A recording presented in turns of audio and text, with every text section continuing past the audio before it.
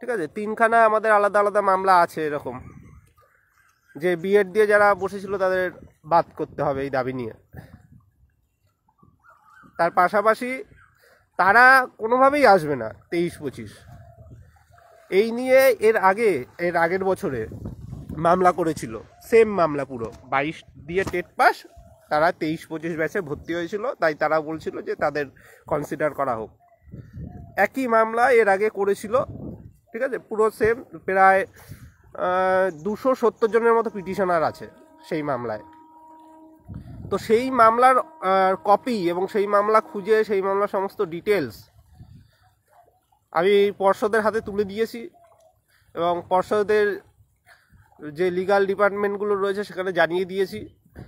আজকের যখন ওই নতুন মামলাটা উঠবে একই বিষয়ে, তো তখন আশা করি পর্ষদ থেকে বলা হবে যে এই মামলা তো আগেও হয়েছিল, মানে আগের বছরে সেম মামলা, সেখানে একটা অর্ডার হয়ে আছে, এফিডেভিট দিতে বলেছিল। তো এইভাবে ওই মামলা দমে যাবে। তার পাশাপাশি আজকে যদি পর্ষদ আমাদের দাবিগুলোও তুলে ধরে, যে আমাদের বক্তব্যগুলো যেগুলো রয়েছে, যে এরা তো কোনো মতেই যোগ্য নয়, কারণ এরা পার্সুইংই হতে পারছে না, 23-25 এসে ভর্তি হয়েছে। 2000 মানে যাদের ধরুন আমাদের যে টেট নোটিফিকেশান মানে 22 সাল পর্যন্ত যাদের ধরুন 2টো ডিগ্রি আছে, যে ডিএলএডও ছিল অনেকের বা তার আগের, ঠিক আছে, অনেক কিছু প্রার্থী রয়েছে যাদের 2টো ডিগ্রি ছিল, ডিএলএডও ছিল আবার বিএডও ছিল, কিন্তু তারা বিএডটা চুজ করে দিয়েছিল, কারণ তারা ভেবেছিল বিএডে বেশি মার্কস, এটাই দিয়ে রাখি। তারা ওই সাবজেক্ট টু আউটকামের বিষয়টা মাথায় নেয়নি, এবং পর্ষদ যেহেতু একটু নোটিশটা পরে দিয়েছিল ফর্ম ফিল আপের, তো তারা ওই পয়েন্ট এখন দেখাবে। তো ডুয়েল ডিগ্রিটা খুব কম সংখ্যক আছে, তো সেটা আমরা পরে দেখব, আজকে ডুয়েল ডিগ্রির বিষয় নেই। কিন্তু এই যে 23-25 ব্যাচ, এরা তো ডুয়েল ডিগ্রি হচ্ছেই না, কারণ 22 সালে এরা ভর্তি হয়নি, এদের শুধু বিএডই ছিল, তাই এরা কোনো মতেই সুযোগ পাবে না। চিন্তা করবেন না। ওরা যে এখন নানা যুক্তি দিচ্ছে যে আমরা বাদ হয়ে গেলে তো 14টিরও বাদ হয়ে যায়। দেখুন, 14 টেটের সময় একটা কেন্দ্রীয় সরকারের ছাড় ছিল যে ট্রেনিং ছাড়া বসা যাবে, ঠিক আছে, 14 টেটে ট্রেনিং ছাড়া বসার একটা ছাড় দেওয়া ছিল, তাই তারা বসেছিল। কিন্তু এই সালে এসে যারা বিএড দিয়ে বসেছে তাদের কোনো ছাড় ছিল না, ঠিক আছে। তাদের সুপ্রিম কোর্টে আমরা যেটা মামলা হয়েছিল, সুপ্রিম কোর্টে অনেকে এই যে আমাদের ক্যান্ডিডেটরা বলে যে এদের এসএলপি ছিল, আমাদের ওই পর্ষদ একটা নোটিশ দিয়েছে, ওটা কিন্তু কোনো এসএলপি না, হ্যাঁ, এটা আগে বুঝতে হবে। ওটা যেটা হয়েছিল, ওটা কলকাতা হাইকোর্টে একটা মামলা হয়েছিল, রিট পিটিশন, সেখানে কলকাতা হাইকোর্ট জাস্ট বলেছিল যে এরা ওই সুপ্রিম কোর্টে যেহেতু বিএডের মামলাটা চলছে, সেজন্য সুপ্রিম কোর্টে ওই মামলাটার উপর এরা নির্ভর করবে, ঠিক আছে, সেই হিসাবে ওই নোটিশটা দিয়েছিল। ওটা কিন্তু আমাদের এই টেট নিয়ে কোনো আলাদা এসএলপি না, এটা আগে বুঝতে হবে। এবার তাও আমরা সুপ্রিম কোর্টের পরে যখন গিয়েছিলাম যে কোনো রিস্ক নেব না, আমরা সুপ্রিম কোর্টে লড়াই দেবো, সেখানে আমাদের প্রায় আপনারা দেখেছেন 6-7 লক্ষ টাকার উপরে খরচা হয়েছিল। 2বার শুনানিতে আমাদের সিনিয়র অ্যাডভোকেট দাঁড় করাতে হয়েছিল। আমরা কলকাতা হাইকোর্ট থেকে বেশি অনেক সময় দেখবেন পর্ষদের হয়ে লড়ে, ঠিক আছে, Subir Sanyal sir senior advocate, তো তাকে নিয়ে গিয়েছিলাম, সোমেশ স্যাররা ছিল, আমরা 2 দিন সেই থেকে শুনানি করিয়েছিলাম। প্রত্যেকে জানো, আপনারা সাহায্য করেছিলেন বলেই লড়াইটা দিতে পেরেছিলাম। সবাই বলেছিল রিস্ক নেবেন না দাদা, আপনারা করুন, মামলাটা লড়াই দিন। কারণ ওখানে যদি কোনো একটা রাজ্যের টেট পাস গিয়ে বলতো যে আমরা এরকম তো টেট পাস করেছি বিএড দিয়ে, যে কোনো রাজ্যে, কারণ ওটা অল ইন্ডিয়া বেসিসে মামলা চলছে সুপ্রিম কোর্টে, তো যদি গিয়ে বলতো, বা সিটেটের প্রার্থীরা যদি গিয়ে বলতো যে দাদা স্যার আমরা এরকম টেট পাস করেছি বিএড দিয়ে, আমাদের টেট পাসটা ভ্যালিড রাখা হোক, আমরা পরে ডিএলএড করে নিচ্ছি, তো তাদের পক্ষে রায় চলে গেলে আমরা আর কিছু করতে পারতাম না সুপ্রিম কোর্ট যেহেতু। সেজন্য আমরা ওই মামলায় গিয়েছিলাম সুপ্রিম কোর্টে, এবং সুপ্রিম কোর্ট থেকে কী আদেশ দিয়েছে, সুপ্রিম কোর্ট দিয়ে আদেশ দিয়েছে এই মামলায় প্রসপেক্টিভ এফেক্ট, এই মামলা বিএড মামলার রায়ে প্রসপেক্টিভ এফেক্টটা শুধুমাত্র ইন সার্ভিসদের হবে, মানে যারা চাকরি করছে, বিএড দিয়ে চাকরি পেয়ে গেছে। এমনকি আমার যেটা মনে হলো যে সুপ্রিম কোর্ট, আমার আরও একবার দেখে বললে ভালো হতো, তাও যেটা মনে আছে বলছি, সুপ্রিম কোর্ট এটাও বলেছিল যে যদি কোনো হাইকোর্টে কোনো ইন সার্ভিস মানে চাকরি পেয়ে গেছে এমন বিএড ক্যান্ডিডেট, তারা যদি কোনো হাইকোর্টের মামলায় জড়িয়ে যায়, যে হাইকোর্ট বলে দেয় যে এরা সাবজেক্ট টু আউটকাম হিসেবে জয়নিংটা পাচ্ছে, তারাও এই ছাড়টা এমনকি পায়নি। ঠিক আছে, যেমন আমাদের রাজ্যে ধরুন, আমাদের রাজ্যে 2020 সালে তো বিএডরা চাকরি পেয়েছিল, তো তখন মামলা করা হয়েছিল হাইকোর্টে। তখন অমৃতা সিনহা ম্যাম কিন্তু আমাদের রাজ্যে ছাড় দেয়নি, মানে বলেনি যে এরা সাবজেক্ট টু আউটকাম হিসেবে জয়নিং পাবে। তাই আমাদের রাজ্যে কারোর চাকরি যায়নি। বিএড দিয়ে প্রায় 7000-এর মতো চাকরি করছে, তাদের চাকরি কিন্তু যায়নি। বলে দিয়েছিল যে এরা কোনো সাবজেক্ট টু আউটকাম হিসেবে থাকবে না, কিন্তু কিছু কিছু রাজ্যে সাবজেক্ট টু আউটকাম হিসেবে ছিল, জয়নিং পেয়েছে এবং তাদের পরে চাকরি কিন্তু গেছে। তো সেই ছাড়টা কাদের দিয়েছে? শুধুমাত্র যারা চাকরি অলরেডি পেয়ে গেছে তাদের জন্য শুধু প্রসপেক্টিভ দিয়েছে, মানে জাজমেন্ট হওয়ার দিন থেকে লাগু হবে জাজমেন্টটা। আর বাকিদের ক্ষেত্রে রেট্রোস্পেক্টিভ। ঠিক আছে, রেট্রোস্পেক্টিভ মানে যবে থেকে বিএডকে অ্যালাউ করেছে প্রাইমারিতে তবে থেকেই তারা বাদ, সুপ্রিম কোর্টের রায়ে। আমরা সেখানে গিয়েছিলাম এবং এই কারণে গিয়েছিলাম যাতে কোনো টেট প্রার্থী বা সিটেটের কোনো রাজ্যের প্রার্থীরা এসে ওখানে আবেদন না করে যে প্রসপেক্টিভটা আমাদের অধীন। ঠিক আছে, সেটা যাতে না হয় তাই আমরা সুপ্রিম কোর্টে লড়াইটা করেছিলাম। আমাদের প্রায় 7 লক্ষ টাকার উপরে খরচ হয়েছিল। প্রত্যেকে জানো, সমস্ত ওই তখন পেমেন্ট সহ, স্ক্রিনশট সহ সব ওই আমাদের যে ফাইট এগেনস্ট বিএড বলে যে গ্রুপগুলো আছে সেখানে দেওয়া হয়েছিল, আপনারা জানেন।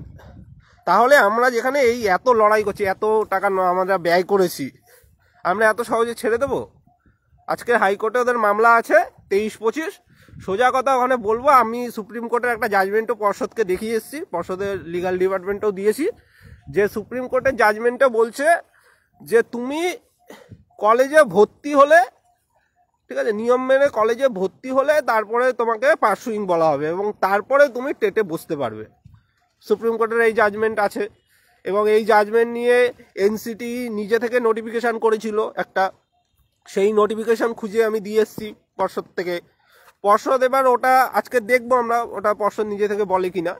এবং পরে তো আমরা আছি এই মামলায় যাব, এই মামলায় আমরা আগেও একটা মামলায় ঢুকে বসে আছি। আগেও 3টে এরকম একটা সেম মামলা হয়েছিল, আরও তার পাশাপাশি আরও 3টে মামলা ছিল আগের বছরে। তো সেই আগের বছরের মেন লিড মামলায় আমরা ঢুকে বসে আছি। ওরা যখন মামলা তুলবে আমরা আমাদের বক্তব্য রাখবো। ঠিক আছে, তো ফাঁকা মাঠে কাউকে ছাড়বো না। আর 23-25 নিয়ে অত মাথা ঘামাচ্ছি না, কারণ ওরা তো পার্সুইং হচ্ছেই না কোনো মতে। মানে 2022 সালে যখন টেট দিচ্ছে তখন যদি কারো 2টো ডিগ্রি থেকে থাকে তারা হয়তো কনসিডার হলেও হতে পারে, সেই লড়াই আমরা পরে করব। ঠিক আছে, তাদের বিরুদ্ধে লড়াইটা আমাদের পরে হবে। কিন্তু 23-25 ব্যাচ যারা 23 সালে এসে ডিএলএড এ ভর্তি হচ্ছে, তারা তো 22 সালে কোনো মতে পার্সুইংই ছিল না, তাদের শুধুমাত্র বিএড ডিগ্রি ছিল, তাই তারা বাদ যাবে। এই দাবিটা থাকবে। না হলে ওই যারা ভাবছে বিএড দিয়ে পাস করেছে ওই 92,000-এর মতো, তারা ভাবছে যে চিরজীবন ওদের সার্টিফিকেটটা থেকে যাবে ওদের কাছে, জবে খুশি ট্রেনিং করবে আর নিয়োগে ঢুকবে ধাপে ধাপে। ওইটা হবে না, ওইটা করতে দেবো না আমরা। 2014 টেট বানাতে দেবো না এটাকে। 2014 টেটের ব্যাপারটা আলাদা, ওখানে ছাড় দেওয়া ছিল কেন্দ্রীয় সরকারের, ওটা হয়েছে, কিন্তু এই জিনিসটা কিন্তু আমরা করতে দেবো না। ঠিক আছে, 23-25 থেকে পুরো আমরা বিদায় জানাবো যে আমাদের টেটের পরে যারা যারা ডিএলএডে ভর্তি হয়েছে তাদের কোনো মতে অ্যালাউ করতে দেওয়া যাবে না। এর জন্য আমাদের যদি হাইকোর্ট থেকে সুপ্রিম কোর্ট যেতে হয় আমরা যাব, শুধু আপনারা পাশে থাকুন। ঠিক আছে, এর পাশাপাশি কিছু 23 টেট উত্তীর্ণ ছেলে আছে। ঠিক আছে, 23 টেট উত্তীর্ণ কিছু বাচ্চা ছেলে, তো সব এইচএসের পরে ঢুকে অনেকে ম্যাক্সিমাম করেছে। তো তারা অনেক তাদের মার্কস, কারণ করোনার ব্যাচগুলো সব করোনার সময় পাস হয়েছে। করোনার সময় বিষয়টা কী হয়েছিল আপনারা দেখবেন যে অনেক পরীক্ষাই হয়নি।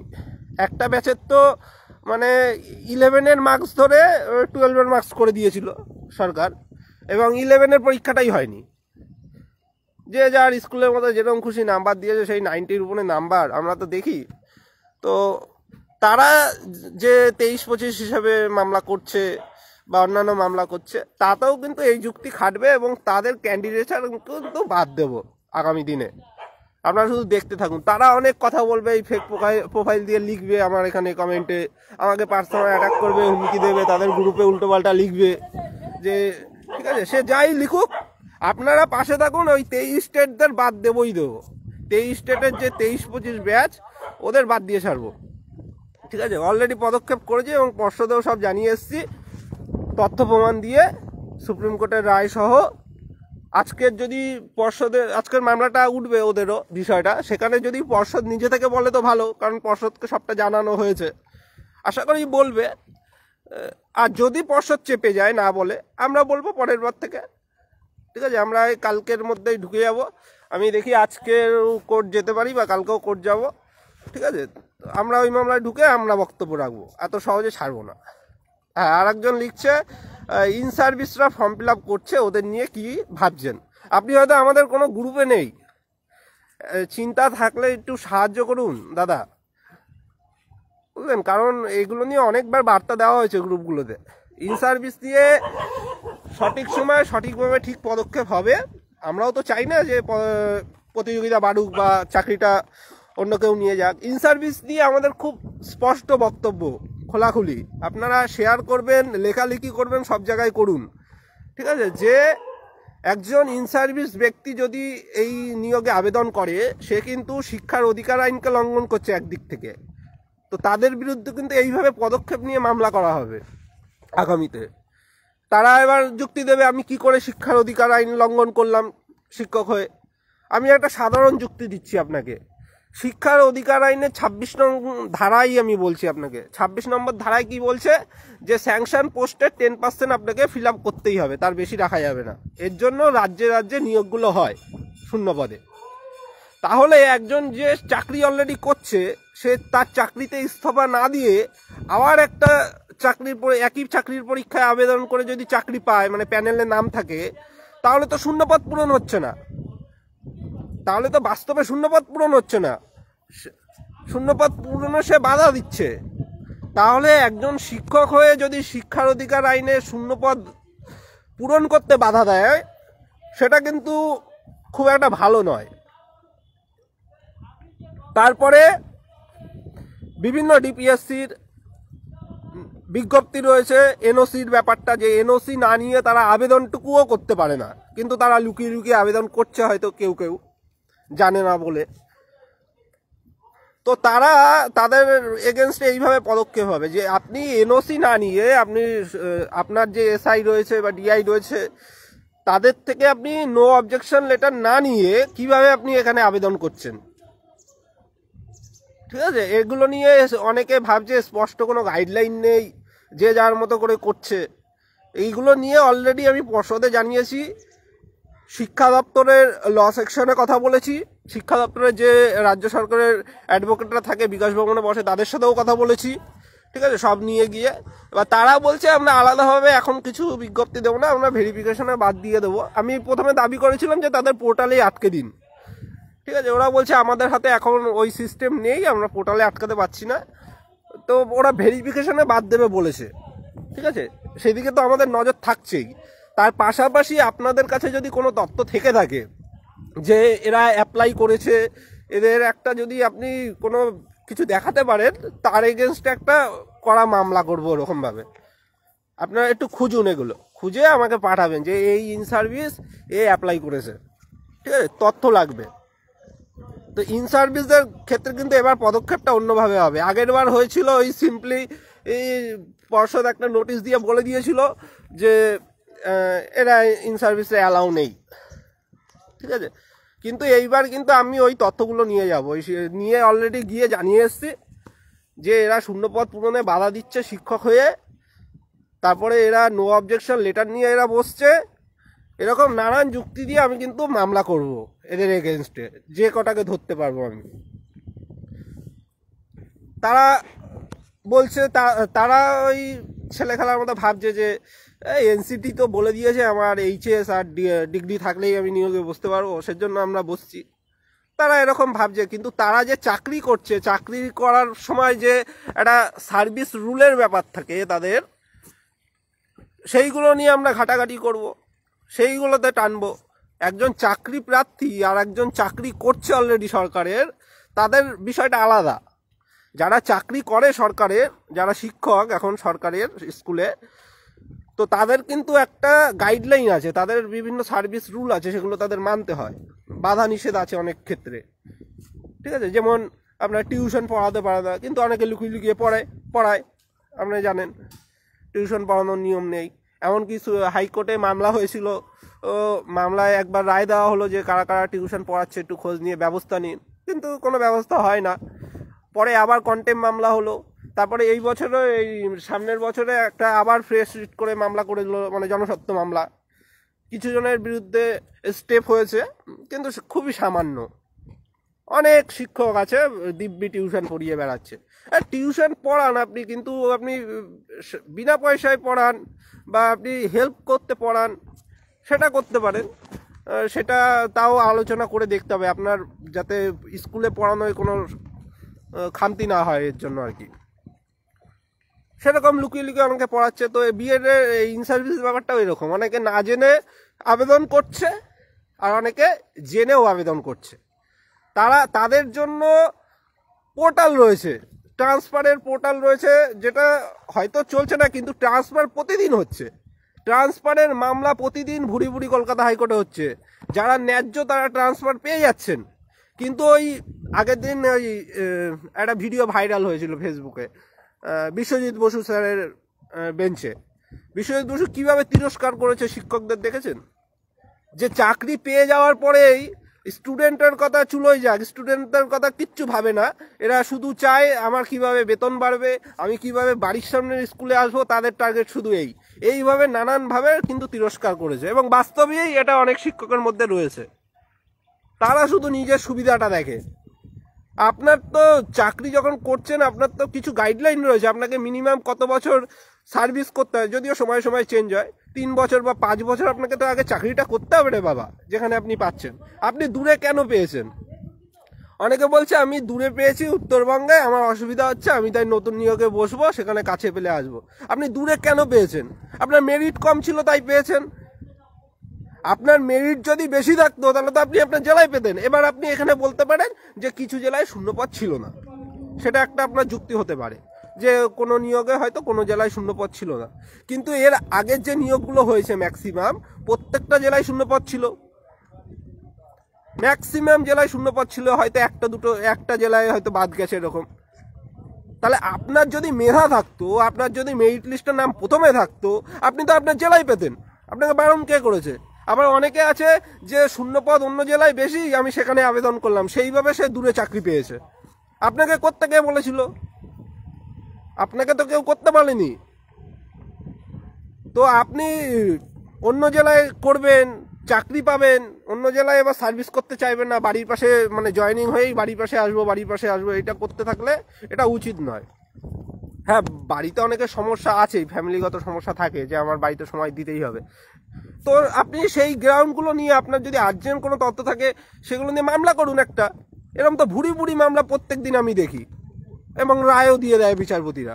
আপনার যদি মেডিকেল এমার্জেন্সি থাকে, আপনার যদি পারিবারিক কোনো এরকম সমস্যা থেকে থাকে, আপনি একটা মামলা করুন, আপনার ট্রান্সফার অর্ডার দিয়ে দেবে কোর্ট। প্রতিদিন হচ্ছে এরকম ভুরি ভুরি মামলা। তাই ট্রান্সফারের অজুহাতে ওই নিয়োগে বসবো, এই ভুলটা করতে যাবেন না। এই ভুলটা ইন সার্ভিসটা করলে কিন্তু পস্তাবেন। আপনাদের সার্ভিস রুলগুলো আগে ভালো করে পড়ুন, আপনাদের কত বছর মিনিমাম ডিউটি করতে হয়, তারপরে ট্রান্সফারের জন্য আবেদন করতে পারেন, এগুলো জানুন। আর যদি অনেক সময় আছে যে সার্ভিস রুলের যে সময়সীমাটা দেওয়া আছে, তার আগেও অনেকে ট্রান্সফার পায়, সেটা মামলার থ্রুতে। আপনার যদি আর্জেন্ট কোনো অসুবিধা থাকে, আপনার মেডিকেল অসুবিধা ধরুন রয়েছে, তো সেই গ্রাউন্ডে আপনি মেডিকেল গ্রাউন্ডে মামলা করুন, আপনার ট্রান্সফার দিয়ে দেবে। তাই ট্রান্সফারের অজুহাতে আমি বসছি, এই যুক্তিটা কিন্তু কোর্ট মানবে না, ঠিক আছে? তাই ইন সার্ভিসদের পক্ষে খোলাখুলি এই বার্তাটা দিচ্ছি। আজকে যদিও ইন সার্ভিস নিয়ে আমার লাইভটা ছিল না, আমি উপরে হেডিংয়ে লিখিও নি, তবুও সবাই শেয়ার করবে যখন এক লাইন উপরে লিখে দিও, ঠিক আছে, যে ইন সার্ভিসদের বিষয়টাও এখানে পরিষ্কারভাবে বলা হচ্ছে, ঠিক আছে? আমি যদিও লিখিনি, আমাকে একজন কমেন্ট করলো, তাই আমি এতগুলো কথা বললাম ইন সার্ভিসদের নিয়ে। তাই ইন সার্ভিসরা দয়া করে এটা করবেন। আর আপনারা বেকার ছেলে মেয়েদের চাকরি পেতেও বাধা দিচ্ছেন নিজের সুবিধার জন্য। একজন শিক্ষক হয়ে যদি আপনার মানসিকতা এই থাকে, তাহলে তো কিছু করার নেই। আর প্রথমত আপনি শিক্ষার অধিকার আইন ভেঙে শূন্যপদ পূরণ হতে দিচ্ছেন না। দ্বিতীয়ত আপনার সার্ভিস রুল বা বিভিন্ন এনওসি যে নিতে হয় সেগুলো নিচ্ছেন না, লুকিয়ে লুকিয়ে আবেদন করে দিচ্ছেন। বেকারদের চাকরি পেতে দিচ্ছেন না। আপনার ট্রান্সফারের বিষয়ে আপনার জন্য কোর্ট খোলা আছে, আপনার জন্য পোর্টাল খোলা আছে, সেগুলো কোনো কাজে লাগাচ্ছে না। মিউচুয়াল ট্রান্সফারের ব্যাপার রয়েছে, সেগুলো কাজে লাগাচ্ছেন না। ঠিক আছে, তাই ইন সার্ভিসে একটু বুঝে ছোট ছোট ভাইদের কথা ভেবে একটু মানবিকতা দেখিয়ে মানে শিক্ষক সুলভ আচরণটা করুন। অনেক ইন সার্ভিস দেখছি আবার গালাগাল দিচ্ছে, উল্টো পাল্টা লিখছেও, পাল্টা যা করার করে নিবি, এই করে নিবি। এইগুলো কোনো ব্যবহার হলো শিক্ষকের? এইসব শিক্ষকদের জন্যই ওই বিচারপতিরা ওই রকম মন্তব্য করেছে এবং তিরস্কার করেছে। সমস্ত শিক্ষক এক নয়। আপনি আপনার সুবিধার জন্য অন্য জেলায় প্রেফারেন্স দিয়ে আপনি চাকরি পেলেন, তারপরে ওই 1 বছর হতে না হতে আমি নিজের জেলায় আসবো করবেন। আপনার মিনিমাম 5 বছর 3 বছর পূরণ হওয়ার আগেই আপনি নিজের জেলায় আসবেন। এইসব দাবি যদি করতে থাকেন, নিজের সুবিধাই যদি দেখতে থাকেন সব সময়, তাহলে তো কিছু হবে না। ছাত্রদের কথাও ভাবতে হবে। আর এখন সামনে অনেক আইনি লড়াই রয়েছে। আর 17 টেটের ক্ষেত্রে বলি, 17 টেটের প্রশ্ন ভুলে আমি আগের দিন গ্রুপগুলোতে ভয়েস দিয়েছি, অনেকে তো আমাদের গ্রুপে যুক্ত হননি বা পাশে থেকে এখনও সাহায্যও করেননি, তাও তারা শুনে নিন বিষয়টা। যে 17 টেটের যে 1 নাম্বার বাড়বে, সেই প্রশ্নটা কিন্তু অনেকে ভুল প্রশ্ন দেখছেন। আপনারা বুকলেট যেটা রয়েছে CXN যত সম্ভব সেই বুকলেটটা আগে মিলাবেন, মিলিয়ে 121 নাম্বার প্রশ্নটা দেখবেন। সেই প্রশ্নটা ছিল যে মাটির কণা, আমি এক্সপার্ট কমিটির রিপোর্টটা পড়া হয়নি, রাতে আপলোড হয়েছিল, তো আমি সেই কোর্ট থেকে ফিরতে ফিরতে রাত হয়ে গেছে। তবু আমি ভয়েসে যেটা সকালবেলা আগের দিন বলেছিলাম সেটাই বলছি এখন। যে প্রশ্নটাই ছিল যে মাটির কণা জলে ধুয়ে গেলে সেটাকে কি বলবে। অপশান ছিল রেগোলিথ, অপশান ছিল সয়েল প্রোফাইল, অপশান ছিল এলুভিয়েশন, অপশান ছিল ইলুভিয়েশন। 4টে অপশান ছিল। ঠিক আছে, এবার আমরা যারা জিওগ্রাফি বা পরিবেশ নিয়ে পড়েছি, বা অনেকে স্কুল লাইফেও এগুলো রয়েছে 9-10 থেকে শুরু করে, তারাও এগুলো জানেন যে মাটি থেকে যখন জৈব পদার্থ বা খনিজ পদার্থ উপরের A স্তর থেকে B স্তরে যায়, সেই প্রক্রিয়াটাকে বলে ইলুভিয়াল। ঠিক আছে, এলুভিয়াল।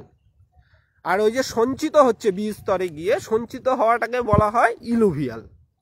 ঠিক আছে, তাই B স্তরটাকে, মাটির যে স্তরগুলো রয়েছে সেই B স্তরটাকে বলা হয় ইলুভিয়াল, আর A স্তরটাকে বলা হয় এলুভিয়াল।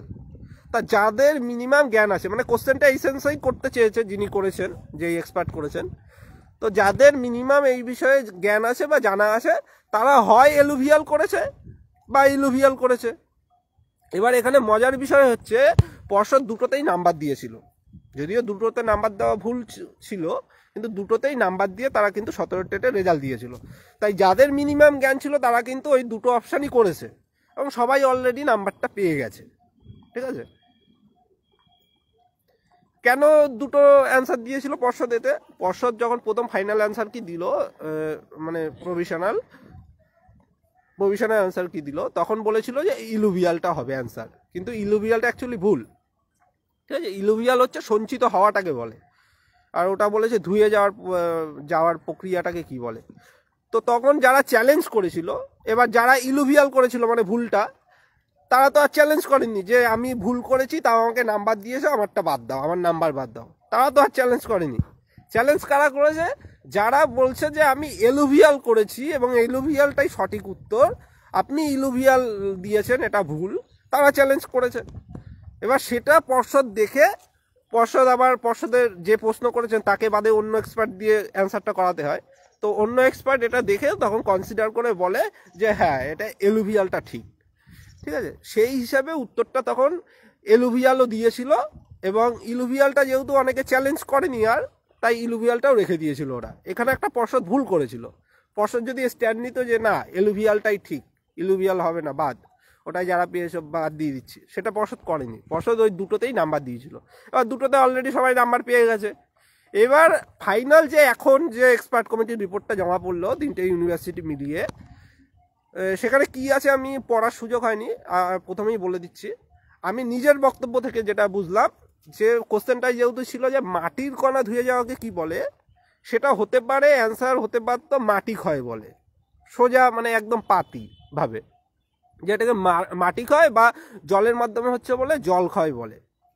এইটা অ্যান্সার হওয়া উচিত ছিল। মাটি ক্ষয় বা জল ক্ষয় যেহেতু অপশানে নেই, তাই হয়তো নতুন এক্সপার্টরা বলেছে যে কোনো অ্যান্সারই ঠিক না। কারণ ওখানে মাটির কণা বলেছে, ওখানে যদি বলে দিত যে মাটির খনিজ পদার্থ বা জৈব পদার্থ ধুয়ে যাওয়াটাকে, তাহলে ওটা হতে পারতো এলুভিয়াল হতে পারতো, ঠিক আছে। এর জন্য এক্সপার্ট বলেছে সব অ্যান্সার ভুল। এবার এখানে যারা ধরুন রেগোলিত বা সয়েল প্রোফাইলে উত্তর দিয়েছিল, তাদেরই শুধুমাত্র 1 নাম্বার বাড়বে। এবার টেটের ওয়েটেজ যেহেতু এখনও বৃদ্ধি পায়নি, বৃদ্ধি পাওয়াটা উচিত ছিল, অনেক কম আমাদের রাজ্যে টেটের ওয়েটেজটা 5, এটা কোনো মতেই মানা যায় না, ঠিক আছে। এর দিয়ে 2012 সালের নিয়োগের নিয়মটাও অনেক ভালো ছিল, আমি এর আগে পোস্ট করেছিলাম যে একটু ওয়েটেজটা বাড়ানো উচিত। কিন্তু আমি এটারও বিরোধিতা করেছিলাম যে শুধুমাত্র টেটের ওয়েটেজ দিয়েই যাতে না হয়, যেমন স্পেশালে হচ্ছে, কারণ ওখানে অনেক স্বজন পোষণের রাস্তা খোলা থাকে একটা পরীক্ষার উপর। মানে যাকে আপনার ভালো হতে হবে সে প্রত্যেকটা ধাপে ভালো ভালো করে আসবে, মাধ্যমিক, উচ্চ মাধ্যমিক, ট্রেনিং, সবগুলোর নাম্বার মিনিমাম থাকলে কী হয়, তার একটা ব্যাকগ্রাউন্ড বোঝা যায়। কারণ প্রত্যেক পরীক্ষায় তো কেউ আর কারচুপি করবে না, প্রত্যেক পরীক্ষায় এক একটা পরীক্ষায়, মাধ্যমিকে অনেকগুলো পেপার, উচ্চ মাধ্যমিকে অনেকগুলো পেপার, ডিএলএড অনেকগুলো পেপার, সেগুলোতে তো সবগুলোতে তো কেউ কারচুপি করে নাম্বার বেশি বেশি পাবে না। তাই শুধু টেটের উপর দিয়ে দেওয়া যে টেটে 80 আর ইন্টারভিউর আর ডেমনস্ট্রেশনে 20, এখানে একটা স্বজন পোষণের জায়গা থেকে থাকে আগামী দিনের জন্য বলছি, এখন যদি নাও হয়। তাই এটা আমি বিরোধিতা করি 80-20টা বরাবরই, ঠিক আছে। কারণ এইটা একটা পথ খুলে দেয়। এবার টেটের ওয়েটেজটা যদি যেমন নতুন রুলে বলেছিল, সেটাও খারাপ বলেনি, ভালো মতোই করেছিল সেটা মৈত্রী কমিটির রিপোর্ট মেনে নতুন রুলটায়। কিন্তু আমাদের যেহেতু বিজ্ঞপ্তি হয়ে গেছিলো, তাই নতুন রুলে নিয়োগটা করা চাপের হয়ে যেত এবং আইনি জটিলতায় আটকে যেত। আবার ওই সুপ্রিম কোর্ট, হাইকোর্ট, যে কেউ কোর্টে চলে যাচ্ছে হয়ে আলটিমেটলি বাদ যেত, সেই পুরোনোতেই করতে হতো। এই ঝামেলাগুলো ছিল, এখনও আছে মামলা। তাও টেটের ওয়েটেজটা বাড়া উচিত ছিল। যাই হোক, টেটের ওয়েটেজ যেহেতু 5, তাই ওই 1 নাম্বার যারা পাবে, গুটি কিছু মানুষ পাবে, ঠিক আছে, হাতে গোনা কিছু। কারণ ম্যাক্সিমাম জন তো পেয়ে গেছে অলরেডি নাম্বার, যেহেতু দুটো উত্তর দিয়েছিল, ইলুভিয়াল, ওই দুটোই ম্যাক্সিমাম জন করেছে, তো তারা পেয়ে গেছে অলরেডি নাম্বার। তাহলে যারা শুধুমাত্র রেগোলিত আর সয়েল প্রোফাইলে টিক মেরেছিল, তাদেরই ওই 1 নাম্বার বাড়ছে। এবং 1 নাম্বার বাড়লে টেটের ওয়েটেজ যেহেতু 5, তো কত বাড়বে আর, 0.00 হয়তো এরকম হবে 1, ওটা একটু ক্যালকুলেশন করে দেখতে হবে। তো তাতে কোনো মানে হেরফের কিছু হচ্ছে না সেরকমভাবে, তাই চিন্তার কিছু নেই। আর খুব কম জনই পাস করবে। এখনও ওদের নাম্বার দেবে, ওদের ওয়েমার টোয়েমার চেক করবে, যদিও আবার অরিজিনাল ওয়েমার আবার নেই। তো সেগুলো যদি আমরা দেখি যে অনেক ক্যান্ডিডেট হয়ে যাচ্ছে, আমরা পদক্ষেপ নেব, ঠিক আছে। সেগুলো তো রাস্তা খোলা আছেই, আবার রিপোর্টটাকেও চ্যালেঞ্জ করতে পারি, সেই জায়গাও তো দিয়েছে। তো সেগুলো হবে, আমরা একটু আভাস পেয়ে নিই কেমন কি ক্যান্ডিডেট হচ্ছে, ওখানে যদি বেশি বাড়ে তাহলে আমরা সেইভাবে করব। কিন্তু ওই যারা বলছে যে আগের প্যানেলে গন্ডগোল করবে, সেগুলো হয়তো পারবে না, ঠিক আছে, এই অবস্থায় এসে। কারণ আপনারা দেখেছেন যে 20-22, তারপরে কিছু এনআইএসের যারা ভ্যালিড রয়েছে, তাদের নিয়োগটাও এখনও হয়নি।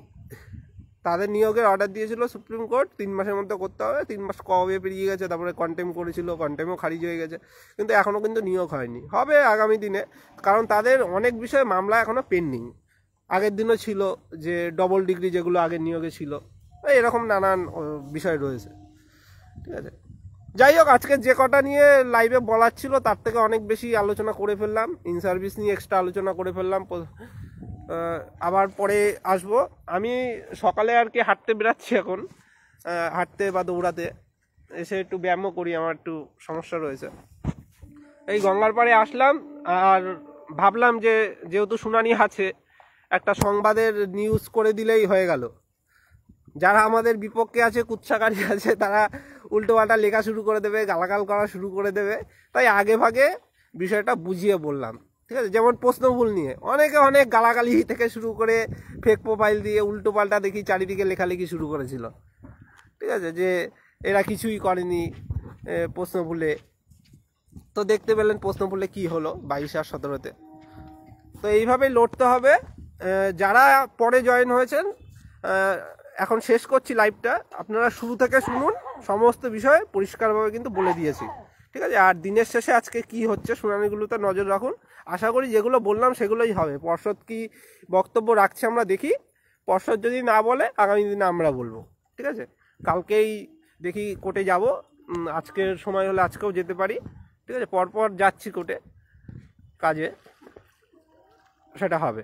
ধন্যবাদ, সবাই ভালো থাকবেন আর বেশি টেনশন করবেন না। অনেকে টেনশন করছেন, ভুলভ্রান্তি করেছেন বলে ফর্ম ফিল আপে টেনশন করবেন না। এডিট অপশান দেবে, আর এডিটে কিছু নাও হলে আপনার যখন ভেরিফিকেশান হবে আপনার অরিজিনাল ডকুমেন্ট থেকে ওরা ওটা ফিজিক্যালি ঠিক করে দেয়। তাই ফর্ম ফিল আপ নিয়ে চিন্তা করবেন না। ভুল ত্রুটি হলে অনেকে মানে কান্না করে দিচ্ছেন, এরকম প্রার্থীরাও রয়েছে, ফোন করছে মানে ভুল হয়ে গেছে বলে আতঙ্কে। তো এত আতঙ্কিত হবেন না, কোনো অসুবিধা হবে না, ঠিক আছে?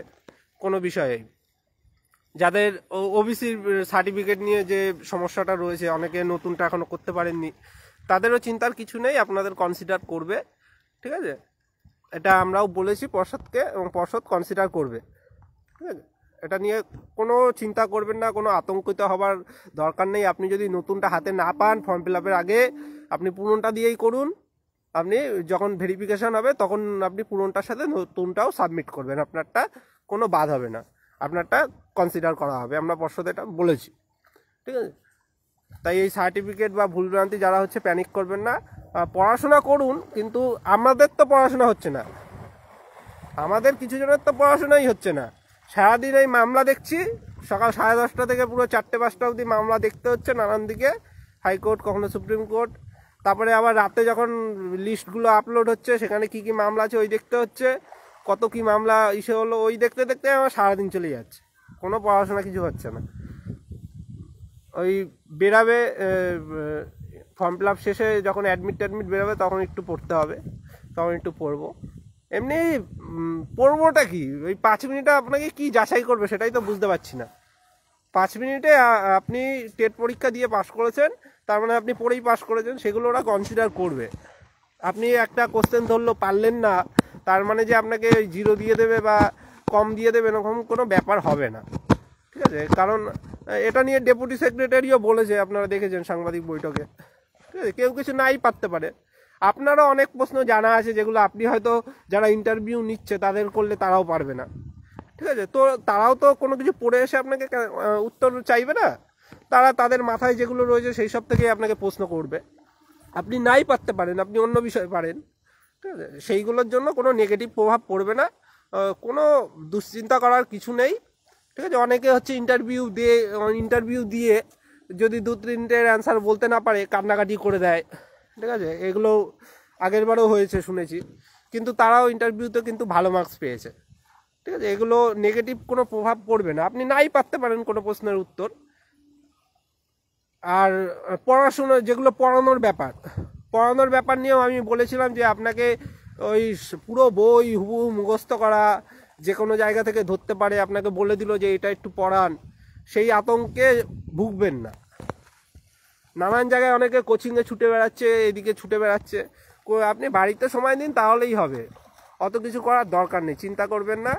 ওই ডেপুটি সেক্রেটারিও বলেছে, আপনারা শুনেছেন, আমিও এর আগে বলেছিলাম যে এতে কোনো এফেক্ট পড়ে না। ধরুন আপনাকে বললো যে আপনি এটা পড়ান, তখন আপনার ওই বিষয়ে ধরুন আপনার মনে নেই, আপনি তখন বলে দেবেন যে স্যার এটা আমার এখন তৈরি নেই, এটা আমাকে একবার দেখে নিলে আমি ভালো করে পড়াতে পারতাম, তো আমি এই বিষয়টা পড়াবো।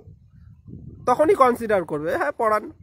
তো আপনারা যে কোনো একটা বিষয়ে তৈরি হন, অসুবিধা নেই, ঠিক আছে? যারা ওই আতঙ্কিত হচ্ছেন যে পুরো বই খুঁটিনাটি সব একেবারে মাথায় নিয়ে যাব, কম্পিউটারের মতো আচরণ করব, স্যার এই ধন্যবাদ স্যার ঢুকলাম, এই কোনো দরকার নেই। আপনি নর্মালভাবে ওখানে রিপ্রেজেন্ট করুন। যত আপনি ওই কৃত্রিমতা আনতে চাইবেন আপনার স্বাভাবিকের থেকে বেশি, তত কিন্তু সমস্যা হবে আমার যেটা মনে হয়। আপনার যেটা স্বাভাবিক, আপনি খোলামেলা যেভাবে অ্যাপিয়ার হবেন কোনো ক্লাসরুমে, আপনারা যখন মানে ট্রেনিং করেছেন তখন যেভাবে পড়িয়েছিলেন স্কুলে গিয়ে, যেমন খোলামেলা ওরকমভাবেই করবেন, বেশি ফর্মালিটি করার দরকার নেই, ঠিক আছে? এখানে আপনি কোনো বিষয় পড়াতে না পারলে ডিরেক্ট বলে দেবেন যে এটা আমার এই মুহূর্তে তৈরি নেই, আমি অন্যটা পড়াচ্ছি স্যার, তো ওনারা অনুমতি দেবে, তারপর আপনি পড়াবেন। তাই বলবো এই শুধু কোচিং, দিনরাত পড়াশোনা এগুলো তো আছেই, এগুলো নিজের ব্যক্তিগত ব্যাপার, আপনি করুন, কিন্তু সাথে সাথে বিভিন্ন আইনি লড়াইয়ে কিন্তু পাশে থাকুন। 14 টেটের দেখলেন আপনারা সুপ্রিম কোর্টে লড়াই দিয়ে এখনো আটকে আছে। ওরা আবার সেই ফেব্রুয়ারি মাসে শুনানি আছে, তার আগে ওরা চেষ্টা করবে বিভিন্ন আইএ ফাইল টাইল করে, সেখানে আমাদের লড়াই দিতে হবে। ফান্ডিং কিন্তু ওই সুপ্রিম কোর্টে লড়ার মতো নেই। আগের দিনই ভয়েস চেয়েছিলাম, ভয়েস দিয়ে ফান্ডিং একটু করতে বলেছিলাম যে সাহায্য করুন যারা করেননি, তো নামমাত্র সাহায্য এসেছিল। ঠিক আছে, সেই সাহায্যগুলো করুন। কারণ আমাদের সমস্যাটা যেটা হচ্ছে, ধরুন কালকের বাই চান্স ওরা গিয়ে আবার একটা আইএ ফাইল করলো, সেখানে আমাদের ধরুন উকিল দিতে হবে। এবার সুপ্রিম কোর্টের উকিল মানেই তো কয়েক লক্ষ টাকা, তো সেখানে আমরা ওই টাকাটা আর জোগাড় করতে পারি না। ওই টাকাটা জোগাড় করতে আমাদের 1 মাস 2 মাস লেগে যায় যদি রোজ কিছুজন করে ফান্ডিং করে। দিনের দিন তো আমরা ওই টাকাটা পাচ্ছি না, এটা আমাদের সমস্যা হয়ে যাচ্ছে, এটা দুর্বল হয়ে যাচ্ছি আমরা এই জায়গাটায়। তাই প্রতিদিন যারা যখন পারবেন কিছু কিছু করে পেমেন্ট করুন। ঠিক আছে, পুরো স্টপ হয়ে যাচ্ছে। যখন আমরা একটু আর্জেন্ট হিসেবে চাচ্ছি, তখন ওই হাতে গোনা কিছুজন পেমেন্ট করছে, 6,000 7,000 টাকা এরকম হচ্ছে। তাতে দিয়ে কী হবে? সুপ্রিম কোর্টে যখন একটা মামলা ওঠে তখনই আমাদের কয়েক লক্ষ টাকা বেরিয়ে যায়। হাইকোর্টেও এখন সামনের যে মামলাগুলো আমরা লড়বো, সেখানে আমরা বড় বড় উকিল দেবো, যেমন সিনিয়র উকিল দেবো সব। ঠিক আছে, সেখানে আমাদের খরচা কিন্তু হবে। সিনিয়র উকিল মানেই খরচা, পার হিয়ারিং প্রতি খরচা। যাই হোক, লড়াই করতে হবে, না হলে কিন্তু আর শূন্যপদ বৃদ্ধির জন্য তো কর্মসূচি হবে। আপনারা দেখেছেন যে আমরা কোনো কর্মসূচি এখন ডাক দেওয়া তো দূর, একটা কোথাও আলোচনা করছি সেটাও ফোনে হয়তো আড়ি পেতে শুনছে প্রশাসন, শুনে বাড়ি বাড়ি পুলিশ পাঠিয়ে দিচ্ছে। এতে অনেকের সম্মানহানি হচ্ছে, নানান জায়গায় নানান কথা হচ্ছে যে কি করেছে রে বাবা। যারা ধরুন বিষয়টা জানে না যে বাড়িতে পুলিশ আসছে, মানে দূর থেকে যারা রয়েছে প্রতিবেশীরা, তারা এইসব অনেকের নামে ভাবছে।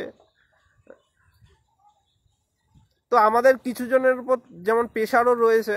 এবার যদি স্বতঃস্ফূর্তভাবে আপনারা একটু করতে পারতেন তাহলে একটু ভালো হতো, যে কোনো লিডার নেই, কোনো কেউ নেতৃত্ব দিচ্ছে না, স্বতঃস্ফূর্তভাবে একটা দিন ঘোষণা হলো, একটা জায়গা চুজ করা হলো, সেখানে গিয়ে স্বতঃস্ফূর্তভাবে আন্দোলন হচ্ছে, সেইটা হলো একটা আলাদা ব্যাপার ছিল। কিন্তু এখন আমরা কিছু একটা পরিকল্পনা করলেই বাড়ি বাড়ি পুলিশ পাঠিয়ে দিচ্ছে। মুখ্যমন্ত্রী আসলো উত্তর 24 পরগনায়, পুলিশ চলে গেল আমাদের নানান জেলায়, অনেকের বাড়িতে পাড়ায় গিয়ে খোঁজ নিচ্ছে, কারোর বাড়িতে কাউকে ডেকে পাঠাচ্ছে।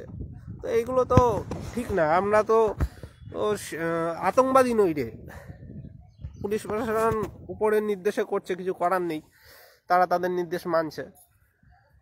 ঠিক আছে, তা এই চাপটা তো রয়েছে, স্বতঃস্ফূর্তভাবে তাও আন্দোলন করতে হবে। আমাদের দাবি আমরা চারিদিকে জানিয়ে যাব। অনেকে অনেক কথা বলে, অনেকে দেখি কিছু টুকরো টুকরো গ্রুপ আছে, সেখানে বিভিন্ন লেখালেখি করে আমাদের। তো তাদের আপনারা কি পেয়েছেন কোনোদিনও শুরু থেকে শেষ অবধি? তাদের যারা এইসব লেখালেখি করে, বিভিন্ন বিতর্ক করে, তারা নিজে থেকে কি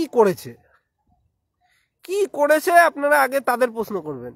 যে ঠিক আছে ওরা না এই সব করেছে, আলাদা ব্যাপার, মানলাম, কিন্তু তুই কি করেছিস, এই জিনিসটা তাদের উল্টো প্রশ্ন করবেন। তো তারা আজ পর্যন্ত কি করেছে? অনেক টেনশন, অনেক কিছু নিয়ে এই যে আমরা যখন আন্দোলনে যাই, আমাকে ধরুন আজকের দিনে আমাকে মামলায় জড়িয়ে দিল, ফৌজদারি মামলায়। ঠিক আছে, কারণ পুলিশ প্রশাসনের উপর প্রেশার থাকলে ওরা নানান কিছু করতে পারে। যে কোনো একটা মামলায় আমাকে জড়িয়ে দিল, আমি কিন্তু চাকরিটা আর পাবো না। ঠিক আছে, এই এই সমস্যাগুলো জেনেও কিন্তু সামনে থেকে আমরা লড়াইটা করেছি। লাস্ট যে বড় বড় 3টা আন্দোলন, পর্ষদের সামনে যাওয়া, তারপরে বিধানসভায় যাওয়া, সামনে থেকে কিন্তু করেছি, এবং সবাই স্বতঃস্ফূর্তভাবে এসেছিল, ওই কর্মসূচি কিন্তু হয়েছে। বিধানসভা অভিযানটা হওয়ার পর তো মানে খুব একটা সাড়া পড়ে গিয়েছিল, তখন থেকেই আমাদের প্রসেস শুরু হয়ে গেছিলো, ফাইলপত্র তখন থেকেই কাজ চলছিল যে নিয়োগ বিজ্ঞপ্তি দেওয়া যায় কিনা। শূন্যপদটা কম দিয়েছে। তারপরে যখন বারাসাতে আন্দোলনটা আমরা করলাম, সেটা তো কেউ জানতো না যে বারাসাতে হবে, জাস্ট আমরা কলকাতা চলো বলে ডাক দিয়েছিলাম। সেই আন্দোলনে আগের দিন থেকে প্রত্যেক সাধারণ, মানে অনেক সাধারণ প্রার্থীর বাড়ি বাড়ি চলে গেছে, যারা এর আগে আটক হয়েছিল আমাদের সাথে গিয়ে নানানভাবে, সেই আটকের লিস্ট ধরে ধরে যত সম্ভব হয়তো লালবাজার করেছে বা কোনো উপরতলা করেছে, না হলে এইভাবে তো পুরো রাজ্য জুড়ে হতে পারে না। রাজ্যের বিভিন্ন জেলায় বিভিন্ন সাধারণ ক্যান্ডিডেটের বাড়ি যারা আগে আটক হয়েছিল তাদের তথ্য তো পুলিশের কাছে রয়েছে, আটক হলে থাকে, ওরা লিখে নেয়। সেই তথ্য দেখে দেখে বাড়ি বাড়ি পুলিশ চলে গেছে, ভাবতে পারছেন? আমাদের কোনো যারা আমরা প্রতিদিন দৌড়াদৌড়ি করি, ঠিক আছে, তারা কেউ কিন্তু আসতে পারেনি সেই দিন, বারাসাতে যেদিন আন্দোলন হলো। কিছুজন কোর্টে গিয়েছিল, পার্থ থেকে শুরু করে হাফিজুদ্দা, সুভাষ, এরা যত সম্ভব কোর্টে গিয়েছিল। আর বিএসদা তো বাড়িতেই নাকি আটকে ছিল। আমার বাড়িতে পুলিশ গিয়েছিল, কিন্তু আমি তার আগে বেরিয়ে গিয়েছিলাম। পুলিশ গিয়েছে, বেশ বাড়িতে মা একা থাকে, মা পাশের বাড়ির একটা বোনকে দিয়ে ফোন করালো যেমন পুলিশ এসেছে, কি ব্যাপার।